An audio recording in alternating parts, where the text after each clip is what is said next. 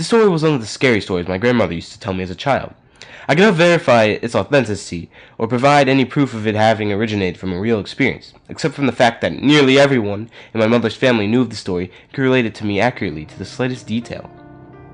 The story goes that there was a man of around 25 years named Pato, who was my maternal grandfather's or great uncle of some sort, or a relative in any case, and he used to live in a village somewhere. I should remind the readers that the story is from a time when the subcontinent was still ruled by the British, and villages were few and far between, separated often by thick subcontinental jungles, and the roads network was nothing of the sort we are used to. Pato was once invited to attend a wedding in another village once. He traveled to that village on foot during the day, and unfortunately, due to some delays, it was already getting dark. By the time he was only midway back to his own village, the path was a narrow one. Winding through that thick jungle and traveling on it after dark was quite dangerous, so Pato was getting quite nervous. Aware of his surroundings, more and more by the moment, robbers and highwaymen were about the best he could hope to meet on the road, since tigers and other beasts often come out to hunt in the dark. He could not even run properly if that were to happen, since the dress he was wearing had pants that would surely trip him over.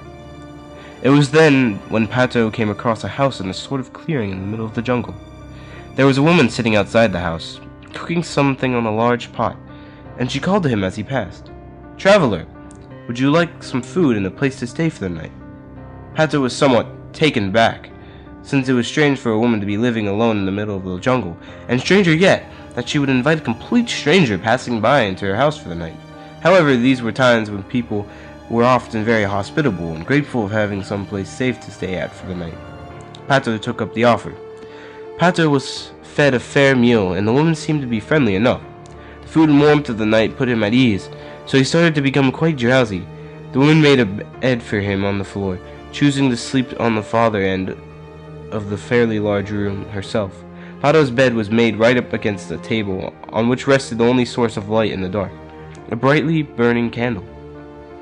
As he lay down, he felt much too exhausted from the day to even get up and blow out the candle himself. He tried covering his face under the sheets, but that still did not help, since there were tiny holes in his sheets through which he could still see the candle. He could also see the woman sitting down on her bed, through a similar hole, still sitting up, so he asked her to kindly blow out the candle for him. What he saw next quickly pushed out any semblance of drowsiness from his eyes, and replaced it with gut-wrenching, sickening, and petrifying horror. His eye grew larger under the sheets as he saw the woman sitting down stretch her arms slowly, steadily, to cover the distance from her bed and to his bed to the candle above it, and smother the flame. If the sight of the snake-like stretched out arm had not been frightening enough, the last view of the woman's face as the light went out definitely was. Her face was twisted, terrible, with wide, hungry eyes, under which her wild hair that gave her the impression of a wild animal. She was looking right at him, lying with as he lay there, when the lights went out, with a wry smile curled on her face. It was the face of his death. Pato lay there in utter shock for a little while, at loss of what to do. He could not simply run. He would never make it out of the house. The creature would be onto him in an instant, with its stretching limbs. He could also not lay there for much longer. Who knew how long it would be before the creature did whatever it had lured him in there for? So Pato thought up a plan. The best plan he could come up with given his situation. I need to pee," he announced hesitantly. "Okay, the toilet is at the back of the house," said the thing. "That's okay," he said. "I can just do it in the bushes outside." Saying this, he got up and went outside, squatting behind the bushes. The creature, meanwhile, was at the door, looking at him each moment. "Can you give me some privacy? I can't go about my business like this," he half yelled, half pleaded from behind the bush. The woman went back into the house, after hearing that, which was lucky, since Pato needed every moment's advantage he could get. He quickly took off his pants. His Daito, to allow himself to sprint, quietly slipped out of the bush and started running as fast as he could. The thing realized what had happened, though, and came after him quickly enough, but Pato kept running, never looking back. Once even the thing kept shouting at him to stop and come back. Finally, just as he seemed he would give up himself, the thing stopped chasing him, but it shouted something at him which refroze Pato's insides. "Just be before he was out of his earshot.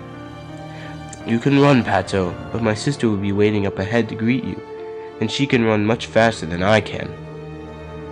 This, however, was not true. Pato ran for what seemed like hours to him, but there was no sister lying in an ambush on the path ahead. He made it back home just as the roosters were screeching. He was breathless, feverish, and quite delirious. I would like to say that it ended well for Pato, but it did not. He is said to have died of the fever he got that night, never recovering from the terror. But not before letting his family and the village know of the terrifying danger lying in wait for them in the dark jungles.